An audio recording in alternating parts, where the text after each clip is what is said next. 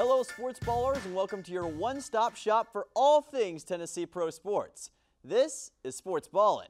I'm Dylan Simmons, joined alongside my main men Connor Smith and Evan Snyder. Gentlemen, are we ready for some sports ball? Yeah, ready to get after it, ready to talk about some NASCAR, some football, some other sports of the ball varieties as well. You know, just all three of us love sports. I'm very excited to be with my dogs talking about some sports, so let's get back at it. All right, let's get after it, dogs. First up, the greatest track in NASCAR, no, that is not a typo, gave us another legendary race this past Sunday. The race saw everything you'd expect from Talladega: lead changes, fast cars, and a big one that wiped out most of the field. In the end, it was Ricky Stenhouse Jr. who did his best Randy Orton impression by coming out of nowhere to get the win. To my NASCAR superfan at the end of the table, what do you make of this one? First off, I think one of our camera operators, Hayden, could agree. Talladega is a great racetrack, probably not the best racetrack. Personally, Dover, but that's totally biased. Dover. But okay. Ricky Stenhouse, so great job by him and his entire team as well. His crew chief did an amazing job. They just came in. I listened to the Happy Hour podcast he did with Kevin Harvick. Yeah. And he talked about it. They just had a really good game plan going into Talladega. They didn't have that good of a qualifying result, but the beauty about some of these super speedways is you don't have to qualify good in order to have a good result. And we saw that Ricky Stenhouse winning the race here. Had an amazing pit strategy. They made the right calls when they need to. So good on him. I even talked about it on our last show. We could very easily see a non-playoff driver win this race, and we did. And, you know, it kind of moved around that bubble a little bit, which is, you know, a little scary for some of these guys. Kyle Larson had a huge bounce back after coming off a 26th place finish, as well with William Byron, who finally has some speed in that 24 machine. But again, non-playoff driver winning this race, I'm not surprised at all here, guys. You know, I was not surprised. However, I was just kind of shocked. I wasn't shocked at the same time. Just how much he kept up throughout the race. Won by 0.006 seconds. So like he did not give up whatsoever. He said, and I quote, "This means a lot winning here. It's been an up and down season, a lot of hard work, just trying to find some speed. But we knew this track was ours to get." So just, I mean, the man knew what he wanted going into it. Did not give up. Like I said, won by less than 0.1 seconds. So yeah, and I mean, he finished 4th at the Talladega race back in the fall, and this will be his 4th career win at a super speedway. So yeah, Ricky Stenhouse is one of those guys where he is really good at super speedways, because there is a bit of an art that people don't realize about super speedway racing. They just think, oh, you put your pedal to the floor the entire time. That's not really the case. You got to know when to push. You have to know how to get pushed. You have to know when to go for a gap. Also, you're using that brake pedal quite a lot too when you're inside of, you know, this pack racing as well. So good on him. And also too, again, we're going to the Roval next, and Dylan, I want to hear your opinion on this. Yeah. This is also a very nice racetrack. I am a big fan of the Roval, but for, you know, guys on the bubble like you know, Ryan Blaney, who needs to bounce back a little bit, but these guys like Joey Logano, Daniel Suarez, Austin Cindric, and Chase Briscoe, you know, it's looking pretty desperate for them. But you could say Briscoe and Cindric's race or season is pretty much over unless they win this race. Unless they win this race, and like you mentioned, the Roval's kind of a wild card, kind of like Talladega in a way, maybe not in the same respect, but you never know exactly what's going to happen. But I'm looking at some of these drivers in the cutoff. You've got Chase Elliott, very, very good at road courses, as we've seen time and time again. Tyler Reddick, who's also got a couple of road course victories.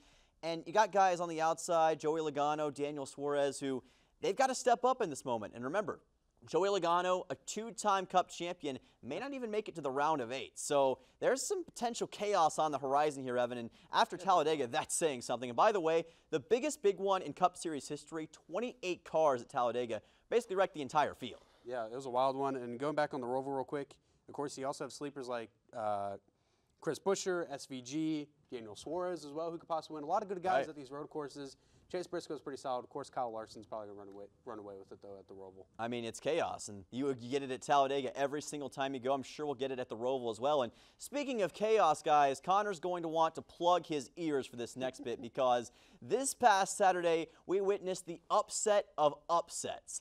The Vanderbilt Commodores shocked the #1 Alabama Crimson Tide 40-35 in Nashville and attained their first top 5 win in school history. The aftermath saw the Doors goalpost thrown into the Cumberland River and chaos in the AP Top 25. Connor, I'll start with you. It's a simple question. What in the world happened to your team? You know, the offense did their job, Dylan. I mean, Ryan Williams, by the way, do you know he's 17? I know. Crazy, right? Yeah. So Ryan Williams, dog. Jalen Milroe, best quarterback in America. We'll disagree on that one. But the offense did their job. the number one thing was the Bama defense went into this game and saw that script A on their chest and that number one ranking that they thought was so mighty and powerful and thought Vanderbilt is going to bow down to us. We're better than them. It doesn't matter. And Vandy came in there, punched in the mouth, and they were like, oh, we actually have to play some ball, and they never adjusted. So that's exactly what happened. I mean, our DC, awful, Kane Womack, I hope he gets fired tomorrow, honestly. Ooh, wow. I watched him, he puts him in bad spots. I watched him put one of the best corners in the country, Damani Jackson, at safety.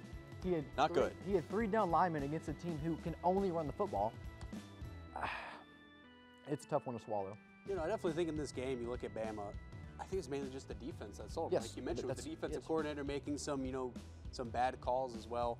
Also, the turnovers kind of affected. There's only 2 of them for Bama, but it kind of affected them big time. One of them being that big pick that Jalen Milroe threw, which is nothing on Jalen Milroe. It was just a great play. And It bounced off Ryan Williams' helmet. Right. It just got batted up in the air and got picked off. So there's not really much you can do about that. But I just think those 2 turnovers really just came back in bit Bama. And I mean, even going into this game, I had a feeling Vandy might have done some, mess around and win a football game, which they did.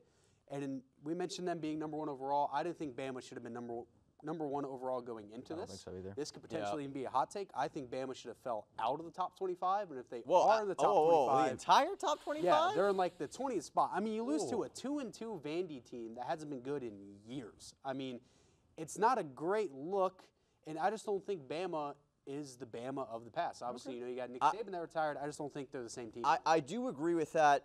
Honestly, what the heck was that, Alabama? I mean, you're the number 1 team in the country, but I think you're more like the number 1 team in blowing coverages because you blew coverages every single time. Let me put this in perspective.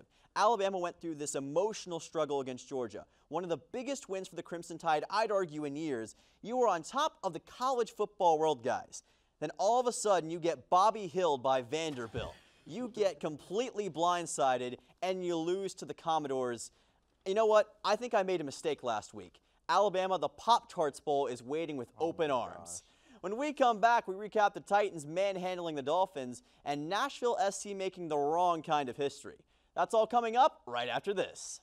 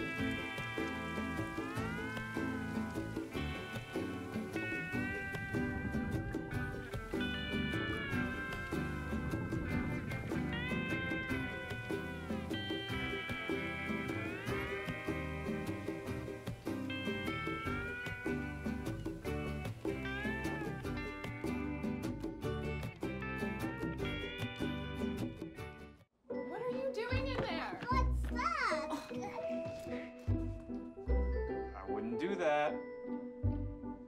What are you doing? What are you looking for?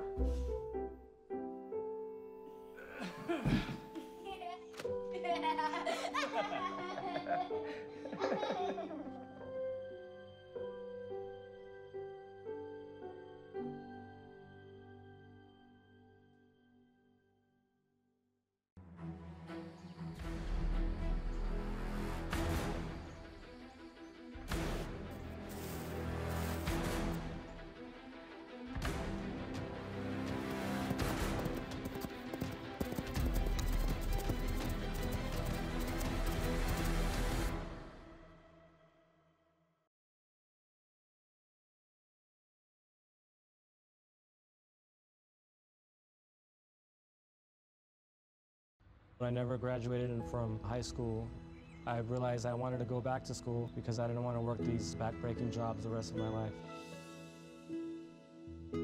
With the help of my father and having my son, that was all the motivation that I needed to come back to school.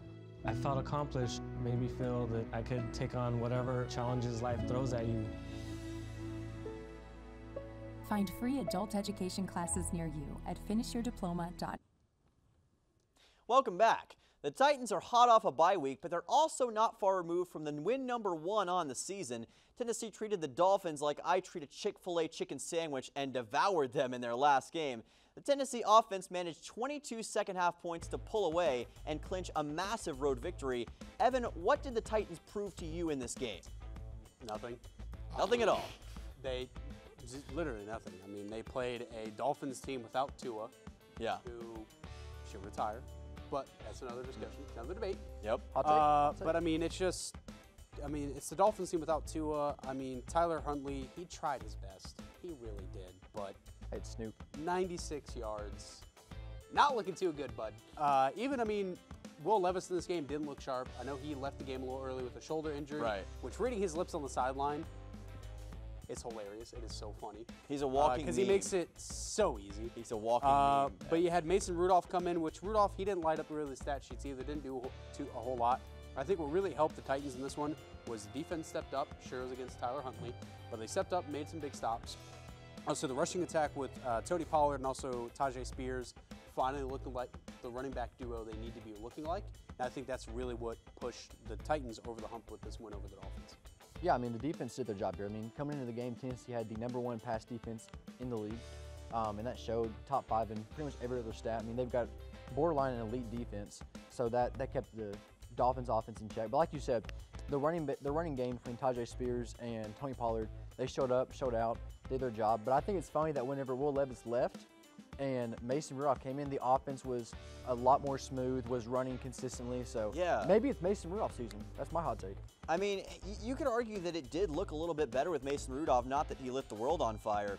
I think he only had a total of 85 passing yards on a 9 for 17 split, so I don't think that's very good overall, guys. They did get 142 rushing yards, which, hey, is something, but the Titans defense looking like the 85 Bears against Miami, something strange happened there. Just a weird game overall. But moving on, Nashville SC's postseason hopes are much like the Vanderbilt Go Post were on Saturday, at the bottom of the Cumberland River.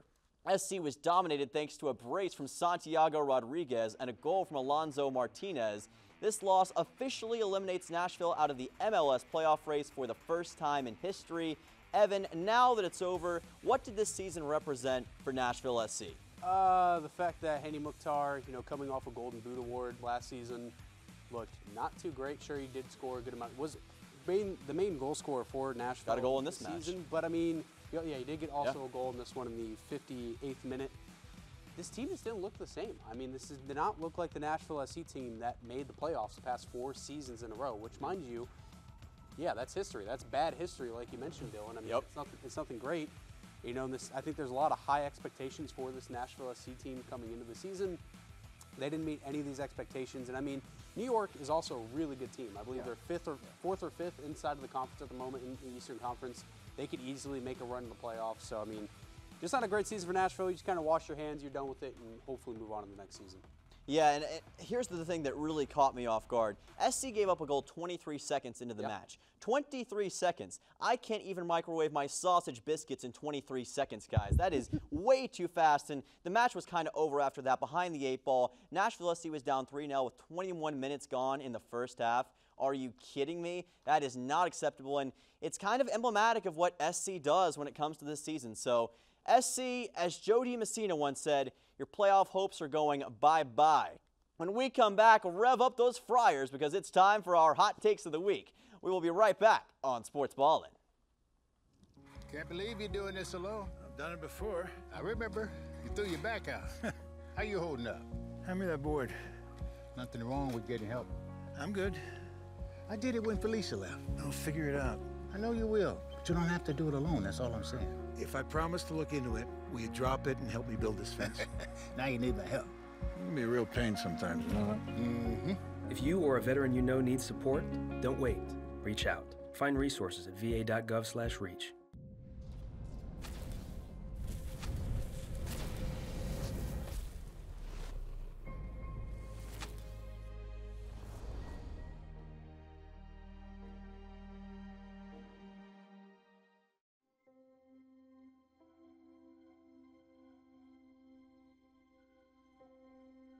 My biggest fear in the middle of my addiction was that I would never be able to get over it and that my kids wouldn't have a father.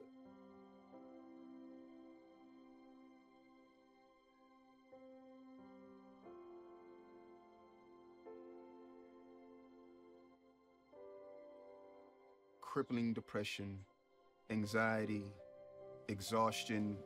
I was in prison, and her mom had a heart attack. There's a lot of institutional issues and challenges that suggest to us that dads aren't essential, and I've always rejected that.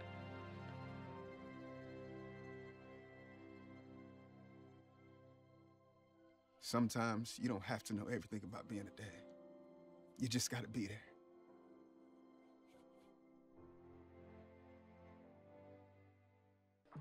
How do you know when you've made the right decision? It's the feeling you get in your gut. The one that tells you what's right or wrong. It's the one that says, sure, I can have a drink. Or the feeling that says, okay, I've been drinking. Now what? It's the voice inside you that says, I'm buzzed. Better leave the car when it's time to go. Plan ahead. Catch a sober ride. Buzz driving is drunk driving.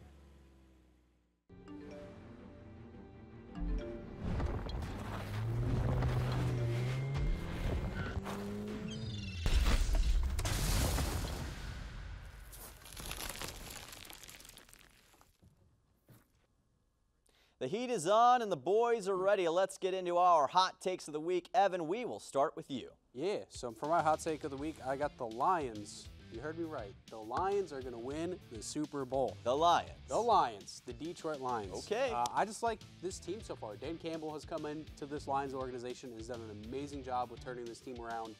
I mean, if you told me when he got hired that they would compete for a playoff spot and win a division title, I would have thought you were crazy. But Dan Campbell is doing the right things to make sure this team is successful, and he's doing everything right at the moment. Sure, they do have a loss in the season. They're 3-1 at this current moment. But they have wins over the Rams, Cardinals, and Seahawks, and their only loss against the Buccaneers, which in my opinion, playoff team. The Buccaneers are a playoff team. They're one of the best teams in the NFC South. They're a really good team, other than, of course, some of the other front runners, such as the Vikings, Commanders, and, of course, Dylan's beloved Packers. What? But anyway, I just think also listing those teams off, that's really the only competitions for the Lions. I mean, the Vikings are 5-0. They look really strong with Sam Darnold, who's an elite quarterback now. They just look good. Imagine saying that 2024. Yeah, exactly. Imagine saying that when he's on the Jets. But, of course, the weapons they have at their disposal. Amon-Ra St. Brown's been pretty good, even though he's kind of been moving into a secondary receiver role with Jameis Williams really stepping up huge. And, of course, they have this two-headed dragon of Gibbs, and David Montgomery as well. And Jared Goff has been in the Super Bowl before. He did lose it against the Patriots with the Rams, but Jared Goff is a really good quarterback, and he can lead this team to a playoff run and into the Super Bowl. I don't hate it. I mean, I think, honestly, I think you're right. Because this is the team that, barring a bad, like, Falcons-level choke, we're going there last year. And then you got J-Mo, who's stepping up. You got, like you said, Jahmyr Gibbs coming back. This offense is lethal. I mean, I would not be surprised if they went to the Super Bowl and won it. Wow, you're a Packers fan, Connor. I mean, we can't support the I have the Lions Lions here. also beating the Packers in the NFC Championship. Wow. Listen. All I'm going to say is have fun because the Pack will be back to take down the Detroit Lions, and you'll get a rude awakening come the NFC playoff. All right, Connor, what's your hot take?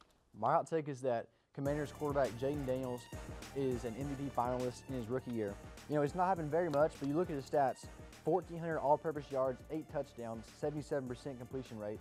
I mean, this guy coming out of college, like I'll admit it, hey, hand of accountability right here. I'll eat crow. I thought he was not going to be that good because of how small he is, how much he puts himself in danger with running so recklessly. He still does some of the similar things, but he's learned how to control that. He's learned how to slide, actually. That, helps out. That's a huge skill. Yeah. I mean, I don't know, but this cat is just different. I honestly think he's probably still a top 10 quarterback in the NFC. Not a hot take at all. But, I mean, the guy's on pace for nearly 4,000 passing yards, over 1,000 rushing yards, and 27 total touchdowns. I mean, if he does that, and also he's on a 4-1 team. So if he is on a winning team that's a playoff team with those numbers. The only thing, I agree, Jaden Daniels, great quarterback. I knew that when him coming out of LSU that he was going to be a factor in this Commanders offense because he has the arm talent. Like you mentioned, a little undersized, but he's a good quarterback. He makes really good reads, and he's just what you want in a quarterback. Yeah. Exactly. The only thing my issue is the guys that he has to compete against. Yeah. I know you're saying he's going to be a finalist for it, but even then, some of the guys he has to compete to become a finalist. You got Patrick Mahomes, You'll even have maybe Brock Purdy thrown in that mix. I mean, you also possibly have some running backs that could also make a splash in that too. I mean, Derrick Henry is doing Derrick Henry things once again over there in Baltimore. And you just have a lot of guys that can compete with him with that. Not knocking on him anyway. I just think there's other candidates that have a chance of beating him out. Yeah, for sure. I do think it's a little bit early possibly to say Daniels is going to be an MVP finalist. What I will say is that Washington's legit. They're a good team. There is a certain quality of competition that may be missing for Washington. They haven't played the best team so far this year. Daniels doesn't have a 300-yard passing game yet either. I think I'd like to see a little more consistency with passing as time goes on. But I'll admit, the guy, he's pretty good. For my hot take, the SEC will not get a single team into the college football playoff semifinals. Hey, I heard that over there. Listen, the SEC, yes, it is a great conference. Great teams all around. I'm not disputing that, but we can't disregard the talent we've seen across the country. And I'm sure you guys saw, like we've been talking about all show, but the SEC collapsed in on itself this week, and everyone's losing to everybody. So I think there's an argument to be made that we've seen some holes in a lot of these SEC teams. The long one we haven't really seen holes from is maybe Texas, and I still don't know if I'm fully bought in on the Longhorns. So I think the Final Four could be a combination of an Ohio State, Oregon, Miami, maybe even Penn State gets into that mix. And hey, listen, before I go any further, give me a chance here. Miami is a team that when they are dialed in, playing their best, nobody in the country can hang with them. Well, and you've got a Heisman finalist. Texas. Yes. Texas. Who has Texas played, though, It really? doesn't matter. outside Who's of Texas? You should be 4-2 right now. Hey, we're 6-0. The rest Miami, We're 6-0. Miami is kind of like UCF when UCF went undefeated. And I'm No, saying not that even close. As someone who likes the Knights, Come on. you're Stop it, crying Evan. wolf. Sure, you're in the top 10 of rankings. You're going to make the playoffs, but you're crying wolf with the fact that the Miami Hurricanes are going to be in the Final Four. That is delusional. When you have I'm teams saying it's a possibility. When you have Texas, you have Penn State, you have Ohio State, and even Bama could probably come back and be in that Final Four. The fact that an SEC team is not going to be in that is absurd because they're going to be in it because you have Texas, you have Bama, you have Ole Miss, you have teams in the SEC that can easily compete for that top 4 spot. I just don't agree with it whatsoever. I mean, and you guys throwing Penn State in there. I will not pick Penn State until they show me they can win a big game. That is fair. James Franklin. That is very fair. James Franklin and Ryan Day live on third base. Michigan's not great this year. Yeah, Michigan's golfing done. great. You look at Miami and your claim that when they're clicking they can beat anybody. Well, if I was 6'5", 250, I'd be playing for MTSU right now. Hey, but, hey now. You know, It's just the fact that just Miami is thrown in the mix. That's a crazy. It's just looking at this. The SEC is going to win the SEC. The SEC is just it's one of those conferences, much like the ACC, it's just you're going to have teams in the playoffs no matter what because like every single team in both of those conferences are good. I mean, you look at the ACC, you got Louisville as well thrown in there. You got a couple other teams thrown in there too, and I mean, it's just not feasible. It's like saying that an SEC baseball team won't make it to Omaha. It's the same premise. I mean, every single year, the SEC sends at least 2 or 3 teams to Omaha for the World Baseball Series. They do. And they're going to send at least 2 teams into the Final Four. Dude, honestly, the Final Four could be the SEC teams for all 4. Exactly. Honestly. That's what I'm saying. It could be all 4. Or it could Miami, be none of them. Nowhere near it, which I'd love to see. The U is not back. All about the U. We're 6-0, and while all your teams lost this weekend, Miami came away with the dub. They played Cal. I don't care. Now, that was an especially spicy set of hot takes. When we come back, we will have our picks of the week. Don't go anywhere right here on Sportsballin. Ask yourself what you will miss more, your children or cigarettes. For as long as I can remember, my mother smoked. She died from lung cancer when I was 16. I could not take the chance of continuing smoking and not being here for my daughter. I know how much I needed my mom still, and I didn't realize it until I had lost her. You can quit. For free help, call 1-800-QUIT-NOW. You know what makes this place great? It's not the winding canyons, the painted rocks, open fields, or starlit skies. It's not hiking trails that move you, or the views that stop you right in your tracks. You know what makes this place great? the locals. Visit and make Southern Utah's best friends, the nation's largest no-kill animal sanctuary, even better. As a mother, you don't want to have to worry about this bill is coming, but then she needs this chemo. That's a decision you shouldn't have to make. At St. Jude, a family never sees a bill at all, not one bill. It's like the world has been lifted off of your shoulders. The treatment doesn't get any better than what you receive at St. Jude. It saved my life. It saved my daughter's life. It saved our family. There's a threat targeting America: Lyme disease. Spread by tiny ticks, this dangerous disease can cause life-changing health problems and is now more widespread than West Nile, tuberculosis, and HIV/AIDS combined. So it's time for us to target Lyme disease. That means checking for ticks when you've been outside and seeing a doctor if you experience the warning signs, which can include joint pain and flu-like symptoms. Learn how you can target Lyme disease at targetlyme.org.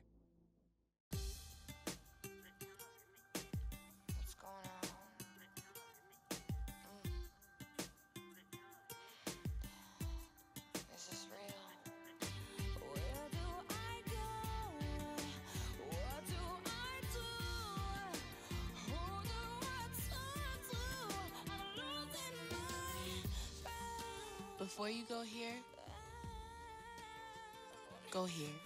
Know the facts first. Welcome back to Sports Ball, and it's now time for our picks of the week. We will start with the Tennessee Titans versus the Indianapolis Colts, October 13th at noon. Colts. Pretty simple. I mean, it's like the Titans really haven't looked that good. They beat the Dolphins without Tua. Forget about it. I mean, the Colts, I believe, will have Anthony Richardson back. They should have Anthony Richardson, should have Jonathan Taylor. Yeah, it's over. Yeah. Give me the Colts all day. I mean, I know it's a division rival. I know some of my friends that are Titans fans are going to be a little upset at me, but there's no way that the Colts are going to be, or if the Titans are going to beat the Colts, especially with having Anthony Richardson and also having Taylor back. I don't think it's feasible. Yeah, no, I'm going Colts too. Both offenses, not very great, I'll be honest with you, but I have more faith in Jonathan Taylor in that Colts offense. So give me Colts in a sloppy game, 17-13. And those O-line dogs for the Colts. Oh, yeah. That O-line's amazing. I'm going to be honest, I'm not super thrilled to watch this game. I do think the Colts have a little bit more consistency. The Titans are just a team I can't trust them right now, and especially with the quarterback situation. You're telling me either Will Levis or Mason Rudolph has to carry the day. I don't think it's going to work out. Rudolph's gonna start. Yeah, I think the Colts win easily. Next up, Nashville Predators versus the Dallas Stars, Thursday at 7 p.m. The Preds with the season opener, Evan. I'm so excited. Yeah. Predators hockey is back. That means everybody that's watching the show is going to see me have some mental breakdowns for the season. But with that being said, I'm going to pick the Stars. I'm sorry for my boys, but a lot of new additions to this Nashville Predators team. I just think it's going to take a couple games to get them firing and going. And the Stars, made a run in the playoffs last season as well. They're a really good team. I believe they're playing in Dallas, so I'm going to go with the Stars in this one. Yeah, same here, Evan. There's a lot of new firepower on the Preds, but they got to gel together, and it's not going to take just one game. So I'm going Stars. It's going to take some time, but I do think the superstars for the Preds make the difference in this one. Give me Nashville. I think they're going to get the win over the Dallas Stars. And finally, Chicago Fire versus Nashville SC, Saturday at 5 p.m. Lightning round, guys. Yeah, this is going to be battle the two bottom teams in the conference, but I'm going to go with Nashville on this one to end out the season with a bang. Go Nashville. I think Nashville SC gets the job done as well, getting a win in their final match of the season. But that is going to do it for today, so thank you all so much for tuning in. For Evan Snyder and Connor Smith, I'm Dylan Simmons saying so long, and remember to always have an electric night.